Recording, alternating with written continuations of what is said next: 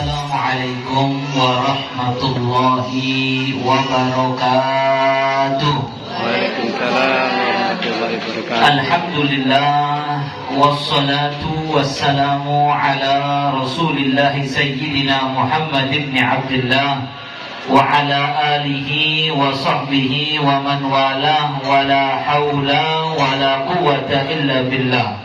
Rabbi shrah li sadri wa yassir li amri wahlul 'uqdatan min lisani yafqahu qawli. Amin.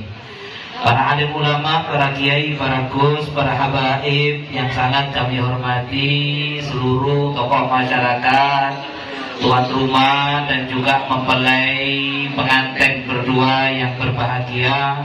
Sebelumnya kami doakan barakallahu laka wa baraka alaika wa jama'a bainakuma fi khair.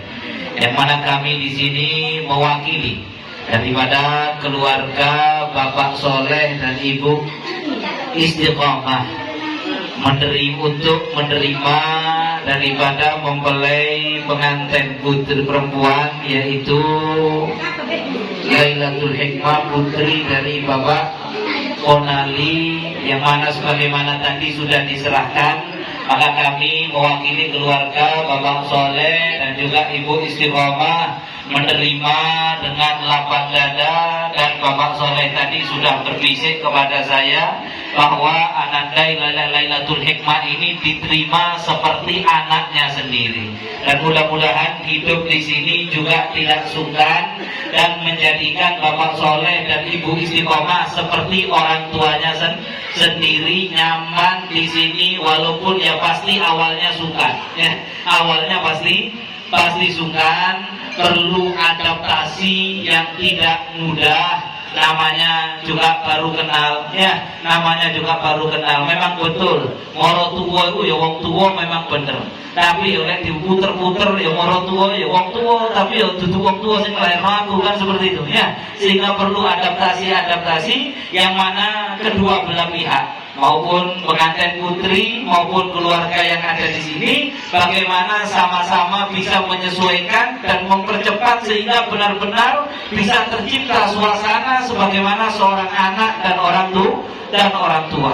Bagaimana ananda Lailatul Hikmah bisa untuk memperlakukan mertuanya sebagaimana kedua orang tuanya, mengamalkan ilmu yang sudah dipelajari di pondok pesantren, bagaimana kewajiban berbakti kepada kedua orang tua. Begitu juga mertua yang ada di sini juga menyayangi, penuh kasih sayang, lemah lembut, tidak kasar, tidak membuat susah daripada menantu barunya, sebagaimana Nabi Shallallahu Alaihi Wasallam pernah bersabda, kata Nabi rahimallahul walid a'ana waladahu ala birrih. Kata Nabi, Allah merahmati orang tua yang menolong dan memudahkan anak atau mantunya untuk berbakti kepadanya. Saya ulang sekali lagi, Allah merahmati, senang, cinta kepada orang tua yang mempermudah untuk anaknya berbakti kepada dia. Maksudnya apa? Jangan dikasih syarat yang berat-berat. Nanti mantunya kalau nggak bisa masak enak itu. Nanti mantunya kalau nggak gini itu, syaratnya berat, sehingga untuk bisa menjadi baik di mata orang tua atau di mata mertua itu syaratnya abot. Nah kalau ada orang tua dan mertua yang kayak gitu, itu gak pasti dicintai sama Allah, mertua yang kayak gitu. Sedangkan mertua yang dicintai Allah adalah mertua yang mana tidak terlalu meletakkan syarat yang berat kepada anak ataupun mantunya untuk dianggap sudah baik dan berbakti kepada dia. Ya wis misalnya gak iso masak rawon, tapi nek masak soto enak, ya wis gak apa-apa. Ya. Oh, misalnya nek nyapu, ya rada kurang bersih titik ya, tapi masya Allah nek ngosek jeding bersih. Ya namanya manusia. Kadang ono plus ada plus ada min. Bagaimana orang tua, bapak mertua, khususnya Abah Soleh ini sahabat saya, jadi apa disuka kali ngomongnya ya.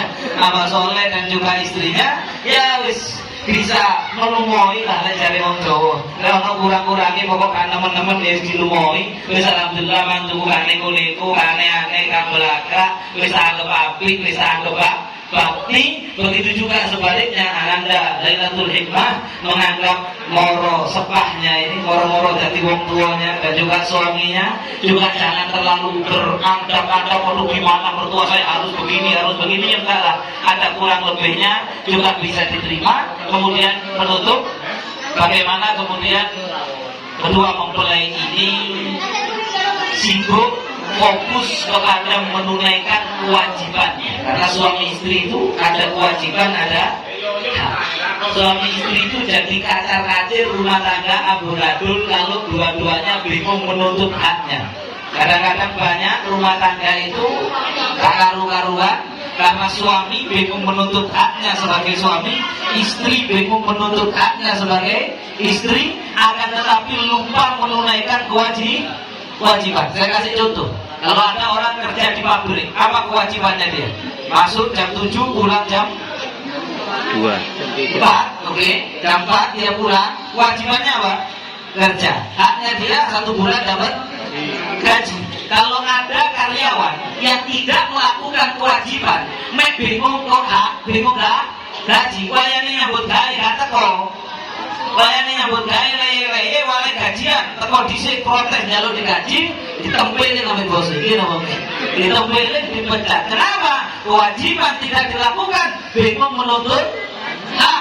Begitu juga rumah tangga. Seorang istri punya kewajiban dalam rumah tangga. Apa kewajibannya seorang istri? Kewajibannya seorang istri ketika ada seorang perempuan tanya kepada Nabi SAW, ya Rasulullah, apa kewajiban saya sebagai istri dan apa hak daripada suami saya? Yang pertama kata Nabi, Allah tamnah nafsaha wa in kana ala dhahri ghadab. Kata Nabi, kewajiban seorang istri yaitu tidak mencegah dirinya. Mohon maaf, ketika diajak suaminya ke tempat tidur, walaupun istri tadi sedang ada di atas unta, sesibuk apapun seorang istri, ketika suaminya mengajak ke tempat tidur harus ditinggalkan semua kesibukannya untuk menuruti panggilan suaminya. Jangankan menolak, ngomong sih nanti saya masih sibuk, itu dosa dan itu sudah tidak melakukan kewajibannya sebagai seorang istri.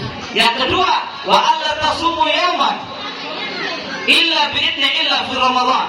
Kata Nabi, seorang perempuan, seorang istri tidak boleh puasa sunnah kecuali izin kepada suaminya, kecuali kalau puasa Ramadan. Kalau puasa, ya dapat pahala suaminya, istrinya nggak dapat pahala. Kalau puasa sunnah tanpa izin ke suami. Kenapa seperti itu? Kembali ke bab yang satu tadi. Yang ketiga, wa alla takhruj min baitiha. Seorang istri wajib tidak boleh keluar dari rumahnya illa bi'idnih, kecuali izin kepada suami. Gak boleh ngeluyur layar, gak pamit sama suaminya, walaupun cuman ke mana? Nang bengkile mertuane nang Mitsui. Soalnya mertuane di bengkel Depok, masih nang bengkel ngarep. Kalau tidak pamit sama suaminya tidak boleh, harus pamit. Wa'id kharajat. Kalau seorang istri, ini juga berlaku nasihat bagi manten-manten lawas, ya. Kalau kuliah keluar tidak pamit kepada suaminya, la'anat hal malaikatul azab wa malaikatul rahmah hatta tarji', maka dia dilaknat setiap langkahnya keluar dari rumah, dilaknat oleh malaikat rahmat, dilaknat oleh malaikat azab sampai dia kembali ke rumahnya lagi. Wal'iyadu billahi min. Bagaimana seorang istri sibuk, kemudian apa haknya seorang suami? Kalau seorang istri diperintah apapun nurut. Tapi malah ini protes oleh pemulihan. Diperintah apapun nurut, kecuali diperintah yang bertentangan dengan syariat. Kalau diperintah kau usah sholat, tidak ada. Lalu atau dimakhlukin, alam maksiatul khaliq, tidak ada taat kepada makhluk untuk maksiat kepada sang pencipta. Tetapi selagi diperintah sesuatu yang tidak dilarang Allah, istri wajib nurut. Makanya Lailatul Hikmah kalau disuruh sama Mas Mahmud iso ngomong nanti loh. Kalau disuruh sama Mas Mahmud, wes saudara kan bantah. Iya tok nggih, oke. Mas Mahmud mulai kerja langsung dari nyambut gawe. Tolong gawe kopi. Oke, ngono tok enak. Tolong iki klambi Gusti Kano. Oke. Tolong pijetono. Oke, sekarang kita istrinya. Istri solihah itu kata Nabi idza amartaha atau aska. Hadis kata Nabi khairul mar'ah, sebaik-baiknya istri idza nadharta ilaiha sarratka. Istri yang terbaik adalah istri yang kalau kamu melihat dia hatimu senang. Kenapa sih suami itu bisa senang melihat istrinya? Dua. Satu, rapi, bersih, wangi, benar-benar. Kedua, mimik wajah. Kalau suami itu lihat istrinya senyum, dia mau mas, marah sama, kesel mas, tembok mas, ini mas, kalau bisa ngasih rusuk, ini mas, kopi atau teh, senang dia benar. Tapi kalau seorang istri ini, berdekat ini gimana? Dia tahu itu menandakan bukan istri solih.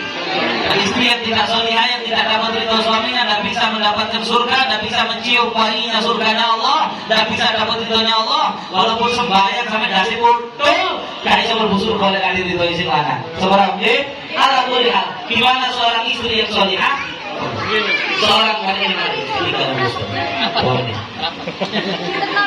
istri yang solihah itu kalau dilihat menyenangkan. Jangan kalau suaminya pulang kerja rambutnya maur-maur, wajahnya full badan tok abu, remason, abu beraban, sampai semangat ngedrop film Arabir gak kaget. Sendiri bang di omah. Na'udzubillah min dzalik. Itu tidak solihah. Istri yang solihah kalau suaminya lihat kan. Yang kedua, wa idza amartaha atau atska. Istri yang solihah kalau disuruh sama suaminya oke mas, oke. Itu istri solihah. Kalau misalnya yang laki bilang kayak lo kopi, dewi, kamu babumu, tidak solihah. Sudah. Nurut sama perintah suaminya. Wa idza amartaha atau atska wa idza khifta anha hafidhatha an malika wa nafsiha. Dan istri yang solihah itu adalah istri yang ketika suaminya pergi, suaminya tidak ada di rumah, maka sang istri menjaga kehormatan dirinya dan juga menjaga hartanya suami. Jangan sampai jadi istri yang berprofesi ganda. Tahu istri berprofesi ganda? Yo kadang istri, yo kadang maling. Jadi dia masuk bau-bau, nunggu duit senangan 2.000 dikeder. Mas, duit sama yang kiri di kantong. Karena kabar Pak Karno. Gak ngomong langsung lebih kantong duit. Ketika ditanya, lebih uangnya suami kaya kan, uangnya suami saya kan juga uang saya. Dari Soko. Gak bisa. Benar, di haknya, di uangnya suami itu ada haknya istri untuk makan, pakaian, tapi bukan hak semua uangnya suami adalah haknya istri. Nah, penutup, nah itu tadi istri. Bagaimana Lailatul Hikmah menjadi memikirkan fokus, memikirkan kewajibannya sebagai istri, sedangkan Mas Mahmud itu fokus memikirkan bagaimana kewajibannya sebagai suami. Apa kewajibannya? Kewajibannya, saya tuh sama-sama mulia. Kewajibannya memberikan nafkah zahir dan batin, dan yang terakhir wa ashiruhunna bil ma'ruf. Kata Allah, bersosialisasilah dengan istri kalian dengan baik. Kewajiban suami adalah memperlakukan istrinya dengan baik. Kalau ngomong sama istrinya ngomong yang baik. Kalau tegur istrinya tegur yang baik. Kalau ada suami jahat, kasar, main tangan, ujungnya kayak kopi kurang lagi didik cepat, atau kalau nggak gitu mohon maaf, keluar kata-kata bodoh dan lain sebagainya. Bahkan kadang-kadang absen hewan yang ada di Timor di sini, ya absen. Ditolak taman safari, keluar semuanya, hewan-hewan, istrinya dicaci maki, hati-hati. Insya Allah Mas Mahmud tidak begitu, insya Allah. Ya, hati-hati. Kadang-kadang seorang suami, ketahuilah istri kalian itu adalah dulu seorang anak yang dilahirkan ibunya, dibesarkan kedua orang tuanya dengan susah payah. Ketika sudah dewasa, dididik, diberikan pendidikan, ngoyo, ngomong, lisi, ngodono, kemudian dinikahkan kepada kalian. Dan halal untuk kalian, istri kalian itu kalian janjinya bikalimatillah dengan nama Allah. Allah. Maka hati-hati, jangan sampai kalian kasar, jahat, apalagi membuat menderita istri kalian. Waliyadzubillah. Dan tidaklah seorang lelaki itu, dia itu jahat, kasar kepada istrinya, membuat menderita istrinya, illa la'i, menutup qala Rasulullah sallallahu alaihi wasallam, ma'akraman nisa illa karim wa ma'ahanahunna illa la'im. Kata Nabi, tidaklah seorang suami yang memuliakan, lemah lembut, penuh kasih sayang sehingga membuat hati istrinya bahagia, kecuali dia mulia. Dan tidaklah seorang suami yang jahat, kasar, menghinakan istrinya, kecuali dia hina di mata Allah walaupun ibadahnya banyak. Sampai-sampai bohong itu hukumnya haram, tapi di antara pengecualian bohong yang diperbolehkan, bohong untuk membuat senang hatinya istri. Saking besarnya Islam menuntut bagaimana seorang suami harus membahagiakan hatinya istri. Sampai bohong demi membahagiakan hatinya istri itu boleh. Gimana maksudnya? Misalnya istrinya masak, kau masih enak, kau sudah enak suara enak, jadi gue itu kalau gue itu dia, istrinya dia terus ngomong ngasih mau masak itu tambah buru, asli ya sih banyak kulkas lawang apa akan tetapi ya juara lempungku ngamuk ya bebe.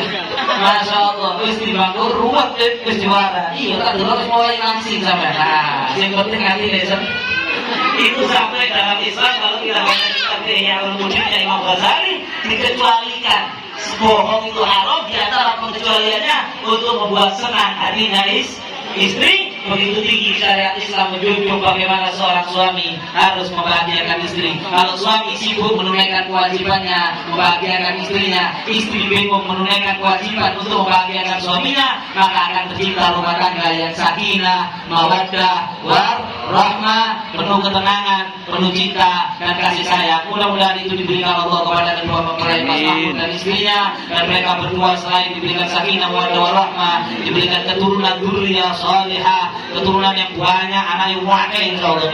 Amin ya rabbal alamin. Anak yang banyak, soleh, sehat, waras, soleh, solehah, yang membanggakan kedua orang tuanya di dunia wal akhirah.